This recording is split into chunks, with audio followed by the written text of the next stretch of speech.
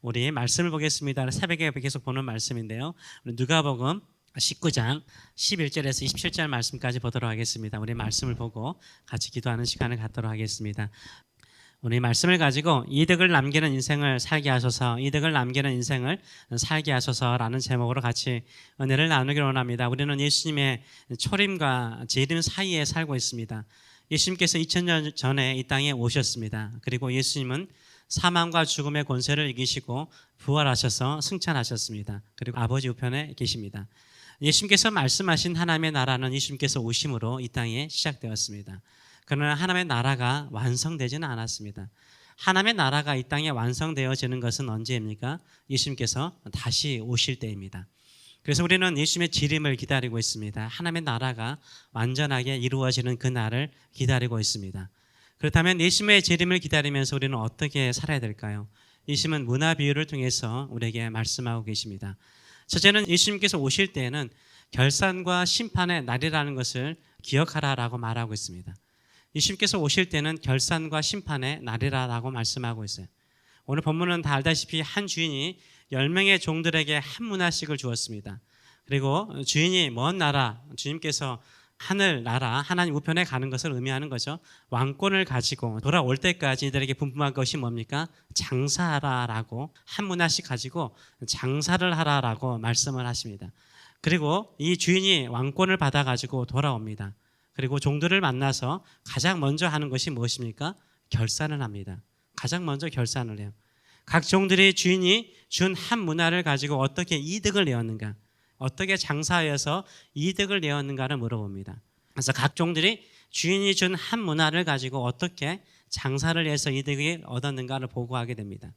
이렇게 주인과 종이 결산하여 심판하는 내용이 이 문화 비유의 90%를 차지해요. 거의 전부가 결산하는 내용, 심판하는 내용이 전부인 것을 알 수 있습니다. 한 문화로 10문화를 남긴 종, 한 문화로 5문화를 남긴 종, 한 문화를 수건으로 싸서 가져온 종, 이렇게 예로 나와 있습니다. 그래서 예수님의 재림을 기다리는 성도라면 항상 우리는 무엇을 기억해야 됩니까? 무엇을 기억해야 돼요? 결산이 있다는 것을 기억해야 돼요. 하나님의 나라가 완성되는 그날에는 결산이 있습니다. 하나님 앞에서 결산할 때 부끄러움이 없는 저와 여러분 되시길 축원합니다. 그 결산 위에 상이 있고 심판이 있다라고 말하고 있습니다. 우리가 종말하면 두 가지 종말이 있죠. 일반적으로 첫째는 인류의 종말이 있습니다. 인류의 종말은 예수님께서 재림하심으로 온 인류의 종말이 있습니다. 개인적인 종말이 있습니다. 개인적인 종말은 무엇입니까? 우리가 이 땅에서 죽는 개인적인 종말이 있습니다. 이 땅의 인생을 마치고 우리가 주님 앞에 가게 될 것입니다. 여러분에게 물어볼 것입니다. 얼마나 이득을 남겼느냐 한번 계산해보자라고 말씀하실 것입니다. 그때 우리에게 남긴 것이 있는 저와 여러분 되시길 축원합니다. 장사하여 남긴 이득을 가지고 나가시는 저와 여러분 되시길 축원합니다. 이 문화 비유는 달란트 비유랑 많이 비유가 됩니다. 달란트 비유는 각 종의 능력에 따라서요, 달란트가 달랐습니다. 그래서 어떤 종에게는 5달란트, 2달란트, 1달란트를 주는데 문화는 동일하게 한 문화들을 주고 있는 것을 볼 수 있습니다. 달란트 비유에서는 결산할 때 어떻게 합니까? 5달란트 받은 자와 2달란트 받은 자에게는, 남긴 자에게는 칭찬이 똑같아요. 똑같은 칭찬을 하십니다. 근데 문화 비유에서는요, 결산을 하고 난 다음에 각 사람이 남긴 이득에 대해서 상이 달라요. 그래서 10문화를 남긴 사람에게는 10고을을 다스릴 수 있는 권세를 주고, 5문화를 남긴 종에게는 어떻게 합니까? 5고을을 다스릴 수 있는 권세를 주세요. 상급이 달라지는 것을 볼 수 있어요. 그래서 동등한 돈을 받았지만 그 결과에 따라서 다른 보상이 있음을 말하고 있습니다. 우리 모두가 다 동등하게 출발했죠. 은혜로 다 출발하지 않았어요. 다 하나님이 주신 은혜로 구원받았습니다. 동등한 은혜로 우리가 구원받아서 지금 믿음의 길을 걸어가고 있습니다.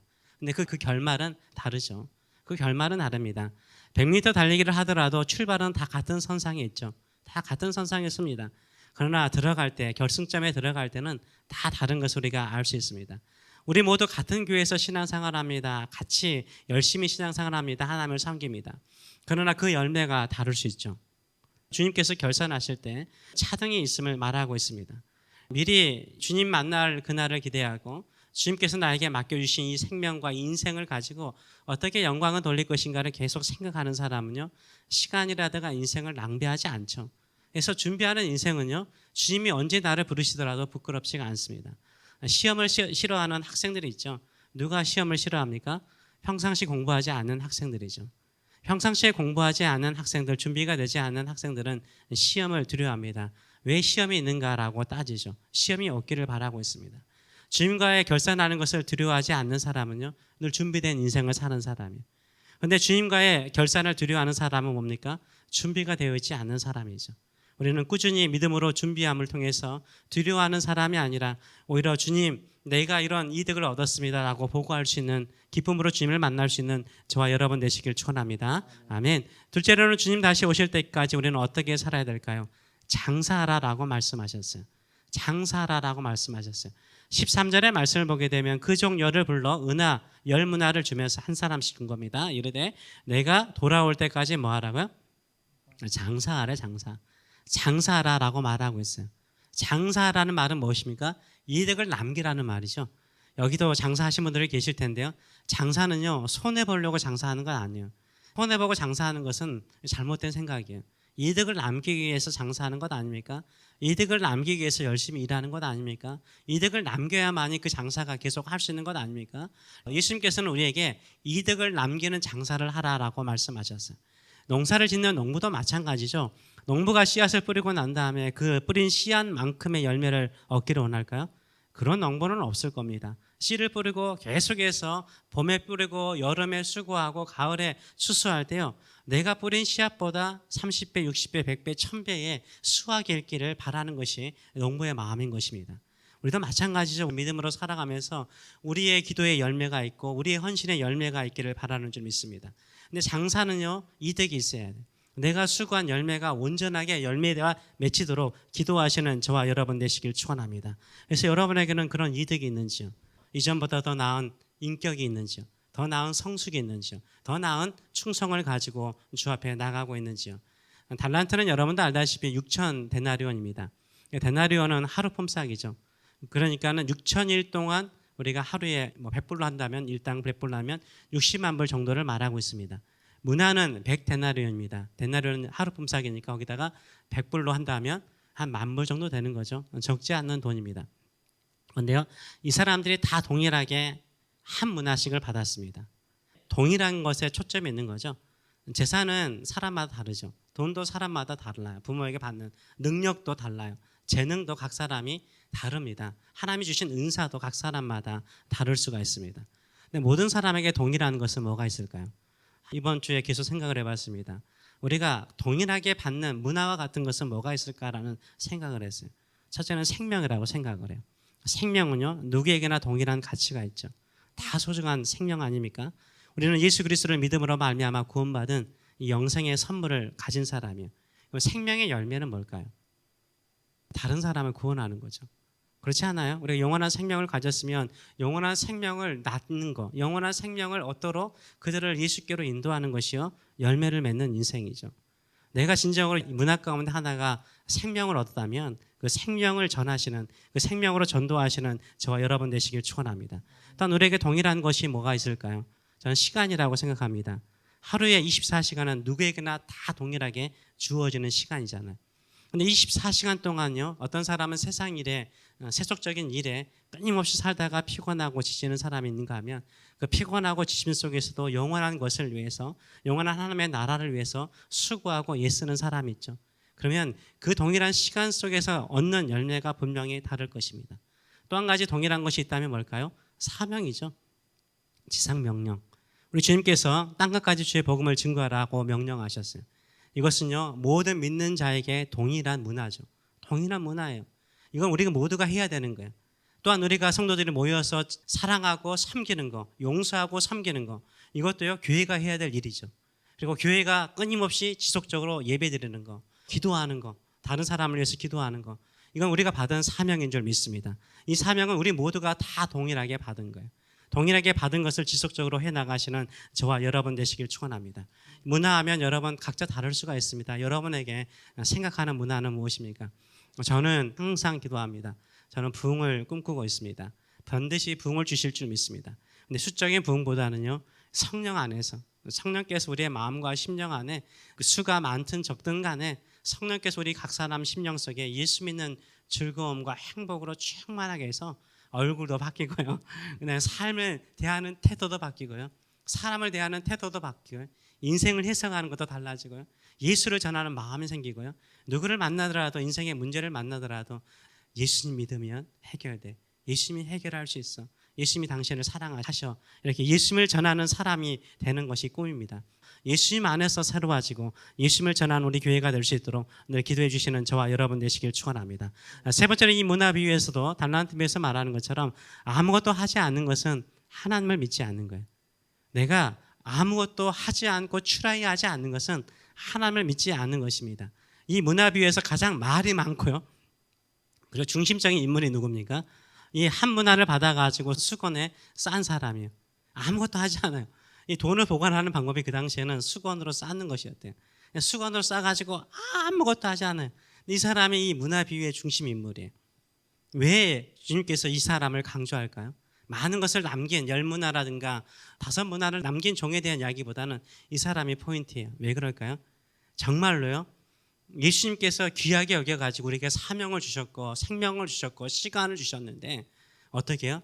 이거 가지고 아무것도 하지 않는 사람들이 많기 때문인 거예요. 많기 때문에 의외로 많아요. 의외로 이 사명을 위해서 이 생명 가지고 생명을 구원하기보다는 그냥 간직하고 있는 걸로 끝나는 거예요. 주님 오실 때까지 끝나는 거예요. 그런 사람이 많기 때문에 그러고 있는 거죠. 20절에서 23절 말씀 보게 되면 예수님께서 이렇게 말씀하십니다. 또 한 사람이 와서 이르되 주인이여 보소서 당신의 한 문화가 여기 있나이다. 내가 수건으로 쌓아두었나이다. 이 사람도 알아요. 이 문화가 누구의 것이라는 것? 당신의 것, 주인 것이라는 거 알아요. 내가 당신께 다시 있는 그대로 돌려줍니다라고 말하고 있어요. 이는 당신이 엄한 사람인 것을 내가 무서워함이라 당신은 두지 않는 것을 취하고 심지 않는 것을 거두나이다 라고 주인에 대해서 주인은 엄한 사람입니다. 주인은 신뢰할 수 없는 사람입니다. 주인은 엄격하여서 내가 이것을 낭사해서 이득을 남기면 다 빼앗아갈 사람이고 또 한 가지 내가 이것을 손해를 보게 되면 이 손해를 봤다라고 나를 혼낼 사람이라고 오해를 한 거예요. 이 주인을 온전하게 이해하지 못하는 것을 볼 수 있어요. 그러면서 자신이 한평생 게으르고 불충실하게 살았던 것에 대해서 자기 죄를 회개하기보다는 어떻게 하죠? 오히려 주인을 나쁜 사람으로 취급하는 것을 볼 수 있어요. 이게 게으른 사람의 특징이죠. 항상 게으른 사람은요, 누구를 원망할까요? 자기 자신을 돌아보기보다는요, 하나님을 원망해요. 주신 하나님을 원망하고 하나님께 불평하는 것을 볼 수 있습니다.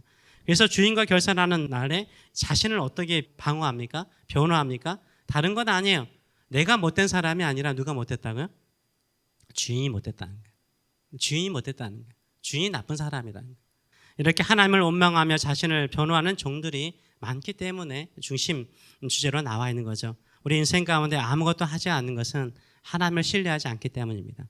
하나님의 능력을 믿는다면, 하나님의 선하신 계획을 믿는다면, 그 계획의 위대하심을 믿는다면 추라이하시는 저와 여러분 되시길 축원합니다. 도전하시는 저와 여러분 되시길 축원합니다. 찬양할 일이 없더라도 찬양하도록 하세요. 기도에 응답이 없더라도 계속해서 기도하세요. 계속해서 예배하세요. 계속해서 축복하세요. 계속해서 감사하세요. 그러면 이 계속하는 일 가운데 장사와 같이 계속 매일 일하는 것처럼 우리가 말씀을 따라서 행할 때 아름다운 열매가 있는 줄 믿습니다. 아멘. 네 번째는 우리의 수고보다 상급이 훨씬 크다라는 것을 이 문화 비유를 통해서 말씀하고 있습니다. 이게 주인의 마음이에요. 이 사람이 얻은 이득보다 더 많은 것을 주는 것을 볼 수 있어요. 이 결산의 특징이 무엇입니까? 주인이 준 한 문화 가지고 10문화를 남긴 사람이 있고 5문화를 남긴 사람들이 있습니다. 5문화, 10문화를 자신들이 이득으로 남긴 거잖아요. 그런데 주인은요, 그 문화를요, 주인이 취하지 않아요. 취하지 않아요. 왜냐하면 나중에 보면 알다시피 10문화 가진 자에게 주라고 그래요. 한 문화 가진 사람은. 가지고 있는 자에게 또 주라고 해요. 그러니까 옆에 있는 사람들이 뭐라 합니까? 왜 있는 사람에게 더 줍니까? 따져요. 많이 가진 사람에게 더 줍니까? 따져요. 그러니까요, 주인의 것을 주인이 줬는데 주인이 것을 가지고 수고를 했어요. 10문화를 남기고 5문화를 남겼어요. 주인이 그 이득을 취해요? 안 취한다니까요. 하나님이 취하지 않아요. 어떻게 해요? 주세요. 줘요. 그리고 난 다음에요, 상을 주는데 어떤 상을 줍니까? 열 고을을 다스릴 수 있는 권세를 줘요. 사람들이 뭐라고? 종이라니까요.